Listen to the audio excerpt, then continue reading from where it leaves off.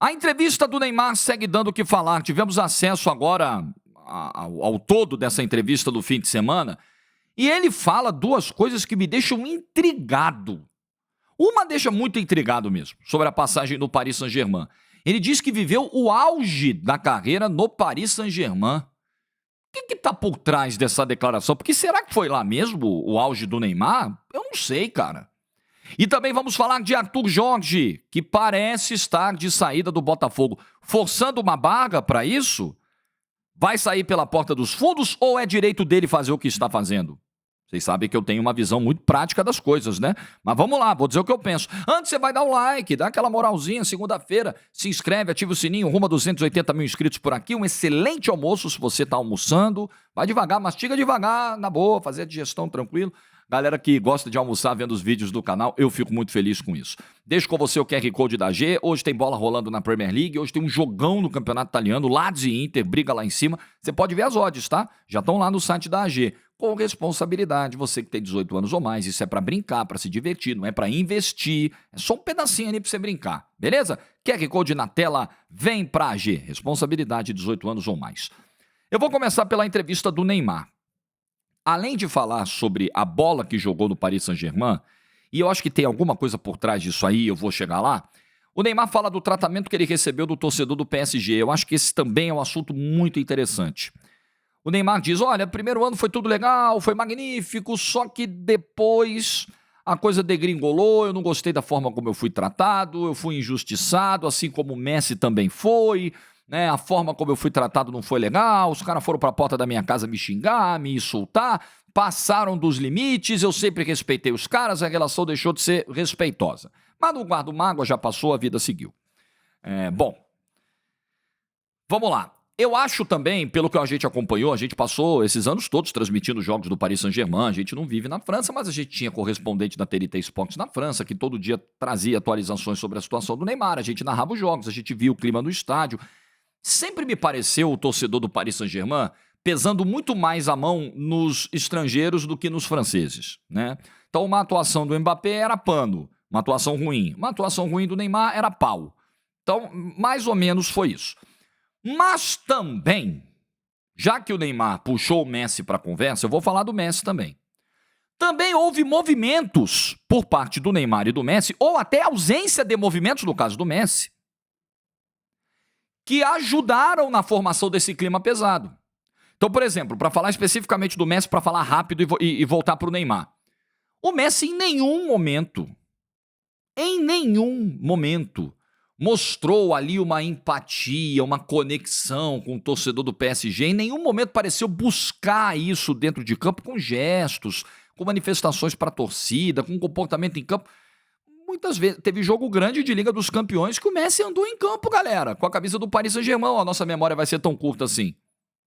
Ah, mas é o contexto, o clube é uma bagunça, a comissão técnica, era isso, era aquilo, tá bom. A gente vai só colocar a responsabilidade dos fatores externos e vai excluir o Messi dessa história. Eu não. Eu acho que o Messi também, sim, os caras talvez não tenham recebido tão bem, o Messi também não fez questão de ganhar os caras. E o Neymar, eu acho que ele teve momentos até piores, assim, muito mais difíceis, porque, pô, você imagina, né? Você contratou o cara em 2017. Pagou mais de 200 milhões de euros. Contratação mais cara da história. Puta do investimento. Dá 2 anos o cara tá dizendo que quer ir embora. Ou a gente vai esquecer que em 2019 o Neymar pediu para sair do Paris Saint-Germain para jogar no Barcelona. O Kaká revelou, o Neymar pediu para voltar para o Barcelona. A imprensa do mundo inteiro repercutiu. O Barcelona estava negociando. O Neymar queria ir embora. Depois, ele mesmo, anos depois, admitiu isso. E aí é óbvio que o torcedor vai ficar, pô, você acabou de chegar, meu irmão. Você falou que veio pra cá pra ser o protagonista, pra ser o líder do projeto, pra fazer história. Você já quer ir embora. Claro, aí o torcedor foi pro estádio no jogo contra o Nantes, se não me engano, o jogo que o Neymar tava até fora, e botou uma faixa enorme na Neymar, vaza. Mas é claro que o torcedor não vai receber bem. No meio disso tudo, o Neymar deu uma declaração de que o jogo mais importante da vida, eu até separei pra não ler errado aqui o que ele falou.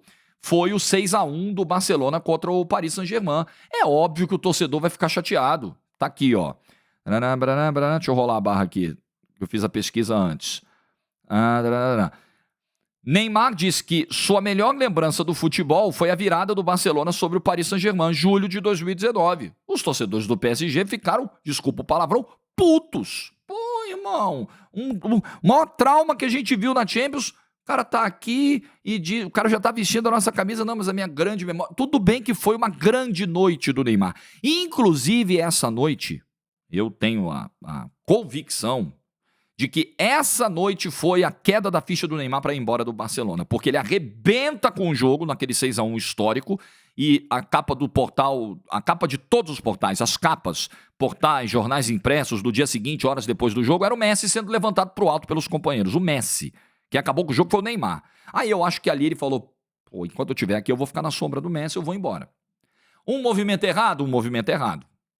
E aí é que tá a fala do Neymar sobre o auge, que me parece ter como objetivo não admitir o movimento errado que fez.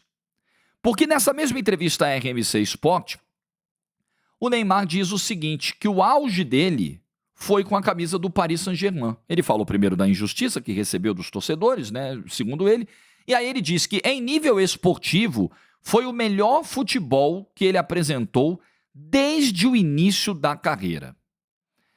Eu fiquei me perguntando, eu falei, caramba, deixa eu pegar a minha memória primeiro, antes de olhar os números, tá? O Neymar ganhou uma Champions League no Paris Saint-Germain? Não. O Neymar ganhou, como consequência, né? Porque você só ganha um título mundial se for campeão continental. Ganhou um título mundial pelo Paris Saint-Germain? Não. O Neymar alcançou todos os seus objetivos pessoais do Paris Saint-Germain? Não. O Neymar teve alguma temporada de pelo menos 30 gols com a camisa do Paris Saint-Germain, como ele teve do Barcelona, como ele teve até no futebol brasileiro, mas eu não quero nem levar muito como comparação a passagem dele pelo Santos, porque é outro nível de futebol, de enfrentamento. Mas ele teve isso no Paris Saint-Germain? Não. Ele foi artilheiro da Champions alguma vez do Paris Saint-Germain? Que eu me lembre, não. Ele faz um grande mata-mata em 2020, o Super Agosto, é verdade, ele carrega o PSG para aquela decisão contra o Bayern de Munique, mas claramente, você fazendo exercício rápido de voltar aqui, o Neymar teve uma grande noite do PSG como teve no 6-1 do Barcelona? Então você faz o exercício rápido e fala, caramba, não faz muito sentido. Aí você vai para os números. O Neymar passou 4 temporadas do Barcelona.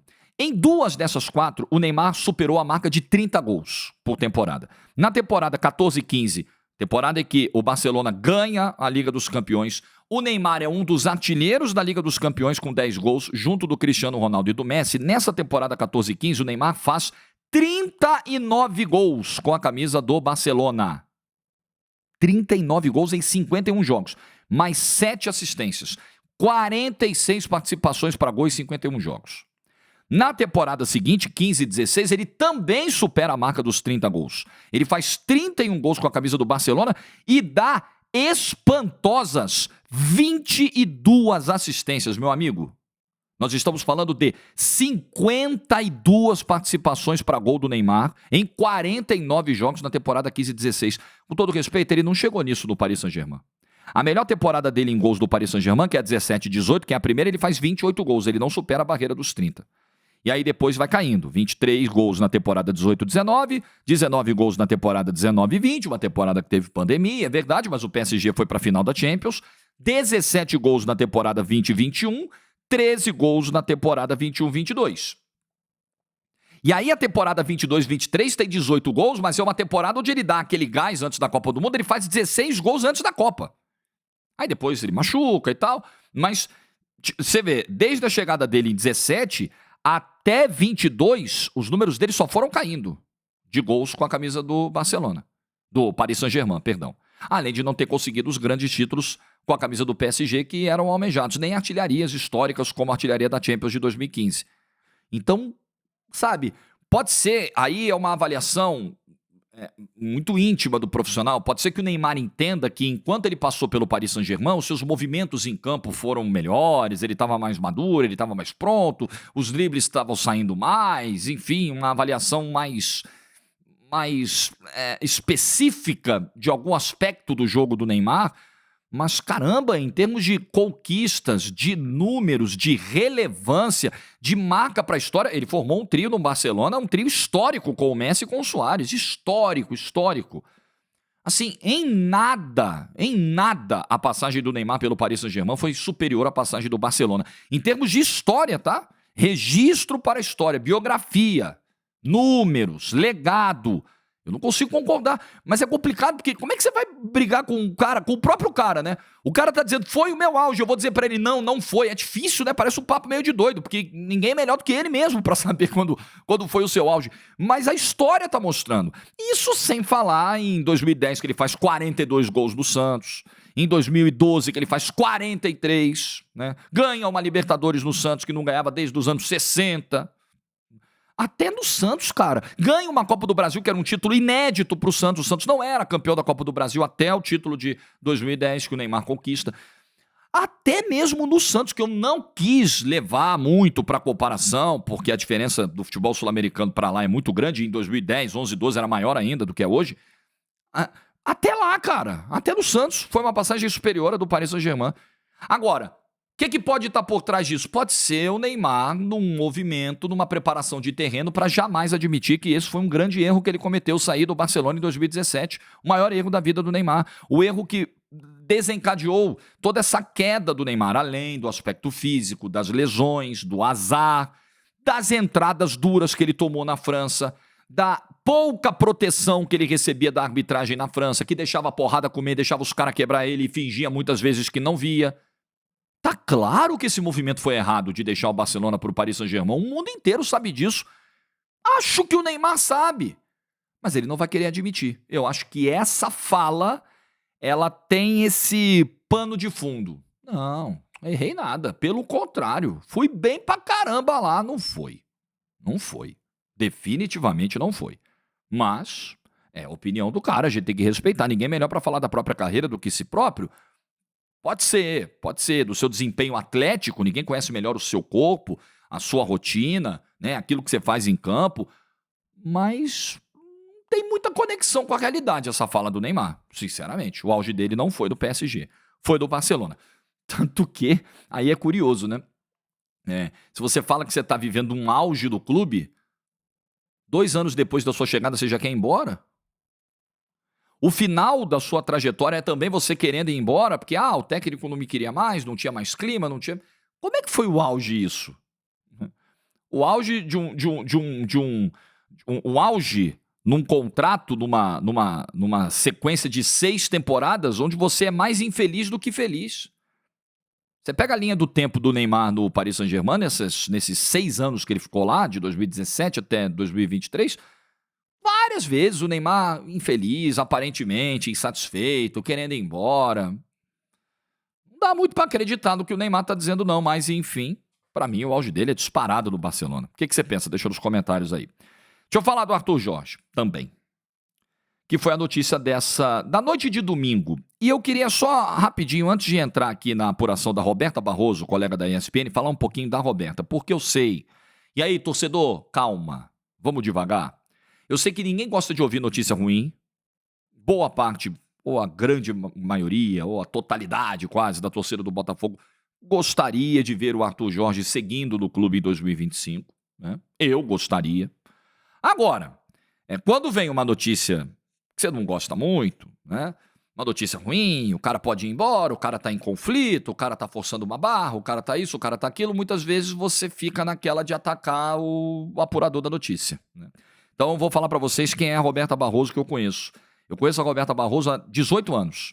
Nós começamos juntos, meninos ainda, no Esporte Interativo em 2007. A Roberta foi uma das primeiras foi a primeira apresentadora da casa, hoje TNT Esportes, depois repórter, brilhante, e hoje na ESPN há muito tempo como repórter e com muitas fontes do Botafogo e acompanhando o Botafogo de perto há muito tempo. E tem um carinho muito grande pelo Botafogo. Aí conheço também o lado pessoal da Roberta. Então, nós estamos falando de uma profissional séria. Não estamos falando de profissional que vai inventar notícia tirada do traseiro, tá? Isso aí é um ponto. Eu posso falar da Roberta Barroso porque conheço a seriedade e o trabalho da Roberta, ok? E está num veículo sério que é a ESPN. A Roberta divulgou ontem à noite, por volta das 10 da noite, no portal da ESPN, que o Arthur Jorge não deve continuar no Botafogo para a próxima temporada e que internamente o clube já vê ele fora. Realmente não tem jeito. O que a Roberta apurou? que o Arthur Jorge já tem um acordo com o time do Catar, que isso foi falado pelo próprio Arthur Jorge abertamente no voo de volta do Catar para o Rio de Janeiro. O Arthur Jorge já estava falando disso no avião. Vou embora, os caras já me ligaram, tô acertando, tô indo e tal. Né? Que essa negociação já aconteceu antes mesmo da tal conversa que o Arthur Jorge queria ter com o Joe Textor. Lembre-se que o Arthur Jorge, logo depois do título brasileiro, falou, não, poxa, eu preciso conversar com o Joe Textor, é uma valorização que ocorre com todo mundo, não só com os jogadores, mas com o treinador também, nós fomos campeões e tal. Na véspera do jogo, o Arthur Jorge falou com a Roberta, para a ESPN. Falou, poxa, veja bem, né? A mesma coisa, valorização, é para todo mundo e tal. E aí ele fala, depois do jogo contra o São Paulo, vamos conversar com o Textor, ainda não rolou a conversa, eu quero conversar com ele e tal. Só que não rolou, porque até estava acompanhando o meu amigo Thiago Franklin, que faz um belo trabalho de acompanhamento do Botafogo, e ele estava dizendo, cara, a conversa provavelmente ia rolar no Catar. Mas não deu nem tempo do John Textor chegar, porque ele ia chegar depois do jogo contra o Pachuca. O Botafogo ia passar pelo menos uma semana no Catar, se chegasse até a decisão, teria tempo para resolver tudo. Só que não deu tempo, né? E o Arthur Jorge parece não ter esperado, porque surgiu uma proposta para ganhar 3 milhões por mês. Hoje ele ganha 1 milhão. Ele olhou e falou, interessante. Ele mesmo já disse que as propostas começaram a chegar antes mesmo da semifinal contra o Peñarol. E aí, cara, o que eu penso? Tem mais coisa da matéria aqui, tem a história do Savarino, eu vou chegar lá também. O que eu penso? Valorização de um profissional depois de uma conquista é algo natural, super natural. Pode ocorrer, beleza, não tem nenhum problema. O profissional chegar, até mesmo com o contrato em vigor, que aí vocês vão dizer, pô, mas Jorge, ele tem mais 1 ano de contrato, até o fim de 25, o cara já quer falar em aumento agora. Cara, as condições mudaram. O Arthur Jorge, ele era quando chegou em abril, e ele é outro agora. Agora ele é campeão da América e campeão brasileiro. Agora ele é o técnico do título mais importante da história do clube. É normal que ele busque uma valorização. Não tem problema nenhum. Só que eu acho que existem as formas de você buscar isso. Eu acho que buscar essa valorização via imprensa, jogando no ar uma insatisfação, eu acho ruim. Eu acho que isso é algo que você conversa internamente. É algo que você chega no dono do Botafogo, e o Arthur Jorge tem tamanho suficiente para fazer isso, para chegar no Textor e falar, Textor, é o seguinte, nós temos um contrato aqui até 25, tem um valor de salário aqui já combinado, mas eu gostaria de ver com você a possibilidade da gente melhorar esse contrato. E os contratos, gente, eles podem sofrer mudanças, eles podem receber aditivos, cláusulas adicionais, não tem nenhum problema. Mudar o salário no meio do contrato, nenhum problema. Pedir um aumento, eu posso chegar no meu chefe, eu tenho contrato com a TNT Sports até data tal. Combinado é ganhar tal. Posso chegar para ele e falar, cara, aconteceu um negócio muito grande esse ano, olha aqui minha carreira como é que tá, olha os números que eu trouxe, eu posso apresentar argumentos lá para tentar convencê-lo. Pô, os 2x que vocês me pagam hoje, vamos aumentar para 3x aí, vamos fazer uma mudança no contrato agora e tal. Faz parte. Você vai ouvir o sim ou vai ouvir o não. Agora, isso tem que ser feito nas internas, isso tem que ser feito numa mesa, isso tem que ser feito olho no olho. E outra, com todo respeito, o Arthur Jorge, antes do jogo contra o São Paulo, e 4 dias antes de um Mundial de Clubes, ir para uma entrevista com a Roberta Barroso e dizer, não, veja bem, a valorização e tal. Pô, irmão, você tem um brasileiro para ganhar, você tem um Mundial de Clubes, trata disso depois. Se chegar na festa do título brasileiro, não conversei com o Textor ainda, tô esperando. Irmão, você tem um Mundial para jogar 3 dias depois. Peraí, as coisas têm o seu tempo. A temporada termina, dezembro tá aí, você tem toda a calma para falar sobre isso. Só que não tem calma, porque as propostas estão chegando e o empresário deve estar, ô professor, e aí? Pô, tem um clube do Catar querendo pagar 3 milhões. E aí, apressa os caras. E aí você, nessa de apressar os caras, você vai por um caminho de desgaste com a torcida. Um caminho ruim que o Arthur Jorge optou. Nenhum problema. Eu acho que ele merece uma valorização. Eu acho. Ah, mas ele já vai ter o bônus. Porque qual é a história? Ele ganha 2 milhões de dólares por ano. Com os títulos, ele vai ganhar um bônus de 4 milhões de dólares. Então ele vai fechar o ano com 6 milhões de dólares recebidos pelo Botafogo. Só que aí, galera, salário é uma coisa, bônus é outra. Ah, não, mas veja bem. Galera, combinado é combinado. Bônus é em caso de conquista. Se ele não conquistasse, ele não tinha os bônus. Bônus é um por fora. O que ele está querendo negociar, provavelmente, ou não quer mais, né? Mas o que ele estava pretendendo nas entrevistas era um aumento do salário. Pô, o que eu estou ganhando hoje aqui, 2 pau por ano, não está rolando. Vamos aumentar isso aí para 3,5, para 4, vamos... Tudo bem. Até aí tudo bem. O problema é a forma como o Arthur Jorge fez tudo. E outra notícia que saiu também, antes de eu falar da história do Savarino, é que o Arthur Jorge teria se incomodado com o fato de ganhar menos que o Bruno Lage e o Luiz Castro, por exemplo. Mas assim, o Bruno Lage, é importante lembrar que antes dele chegar ao Botafogo, ele já tinha passagem pela Premier League, por exemplo. Ele já tinha passagem num clube gigante de Portugal como o Benfica, sendo inclusive campeão português em 2019, né? Sendo o melhor técnico do Campeonato Português de 2019. Então, o Bruno Lage, no momento em que ele foi contratado, não deu certo no Botafogo, foi um fiasco. Foi um trabalho ruim demais, não deu certo. Mas ele já chegou num status superior ao do Arthur Jorge, que quando chegou ao Botafogo veio de um trabalho do Braga, onde ele foi campeão de uma Copa Nacional lá, uma Taça da Liga em 23, 24 e mais nada. Ele não tinha um título individual, uma conquista individual, melhor técnico, técnico do ano, técnico disso, técnico daquilo, no Campeonato Português, ele não tinha. Então ele não era, no momento em que foi contratado, um profissional de um quilate maior do que o Bruno Lage. Então é evidente que ele ganhar menos do que o Bruno Lage chegou ganhando fazia total sentido. Hoje não faz mais, hoje ele é campeão da América e campeão brasileiro, é outro papo.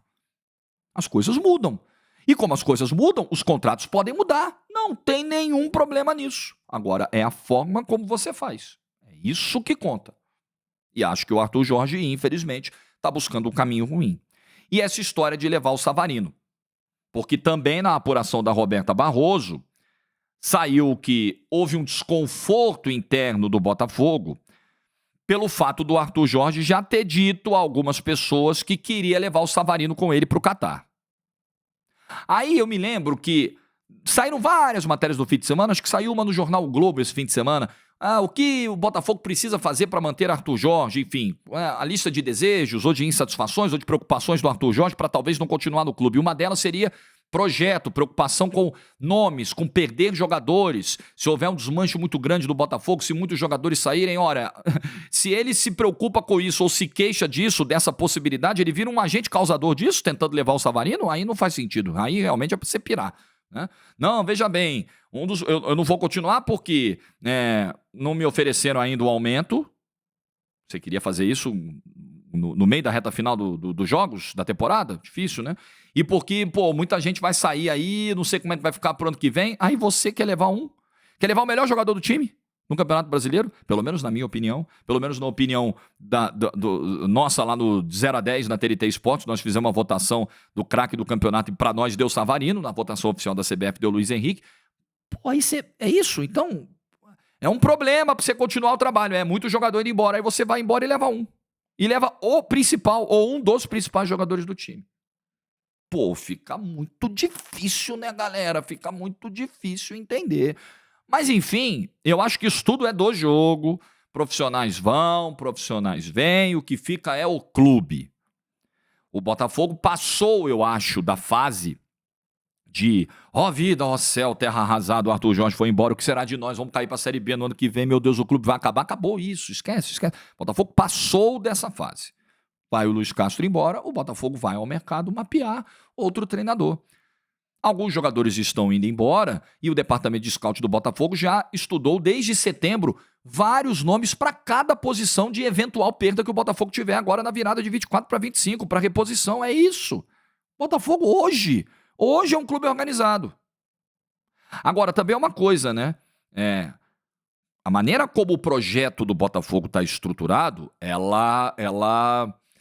o treinador que vem aqui trabalhar, ele precisa entender isso, né? O Botafogo faz parte de um grupo que tem alguns clubes em dificuldade, precisa fazer caixa. Às vezes o futebol brasileiro ele é uma ponte para uma venda que vai se reverter em benefícios ao clube, a dívida está diminuindo, enfim, o Botafogo ainda está num processo de sair com a cabeça debaixo da água, diminuir a sua dívida, ainda tem uma dívida alta, ainda tem muitas coisas a acertar, é normal, vai ser normal durante um tempo, pelo que a gente vê do projeto, acontecer isso. O time ser vítima do sucesso. Aliás, isso acontece com todos, né? Times que são campeões e que muitas vezes são vítimas do sucesso, porque os jogadores se valorizam, recebem propostas, e a maneira como o projeto hoje é tocado, as necessidades atuais do projeto, elas obrigam que esse movimento seja feito. Que o Botafogo faça uma venda, que o Almada venha aqui, fique 6 meses e vá para a Europa. Faz parte. O Arthur Jorge sabia disso quando ele chegou. Quando o Almada chegou, quando o Luiz Henrique chegou e entregaram ele para o Arthur Jorge, ele já sabia que talvez só desse para usar 6 meses, que talvez desse para usar no máximo 1 ano. Ele sabia. Também usar isso agora como justificativa, puxa vida, você vê, ganhamos, virou 1 ano, foi todo mundo embora, ou foi meio time embora, desculpa. Desculpa, porque isso já era previsto. E o Botafogo é um clube que hoje se prepara para lidar com esse tipo de situação. O Botafogo não é surpreendido. Ninguém... Nossa, meu Deus, o Luiz Henrique vai embora, o Almada vai embora, o Savarino pode ir embora. Esquece, todo mundo já sabia. Todo mundo já sabia. Inclusive o senhor Arthur Jorge. Enfim, é o que eu penso. Mas, cara, é direito dele ganhar mais. Ele realmente se valorizou, ele realmente pode buscar mais. O que eu discuto é que existem formas de você fazer isso, né? E não é só com a instituição, e não é só com o empregador, não é só com o Textor, não. É com o torcedor, principalmente, sabe? O torcedor que acolheu, tem carinho pelo Arthur Jorge, né? Tem o Arthur Jorge num patamar ali de idolatria como técnico do maior título da história do clube. Pô, você precisa pesar um pouco isso também, né? Futebol é paixão, é negócio, é mercado, mas é paixão, cara. Não ignorar esse componente. Vamos ver o que vai sair ao longo dessa segunda-feira, mas a minha impressão de como o Arthur tá conduzindo esse episódio até agora não é legal. Não acho que é legal. O que você pensa? Deixa nos comentários, like no vídeo se você ficou até o final. Excelente semana para todo mundo, juízo e tchau.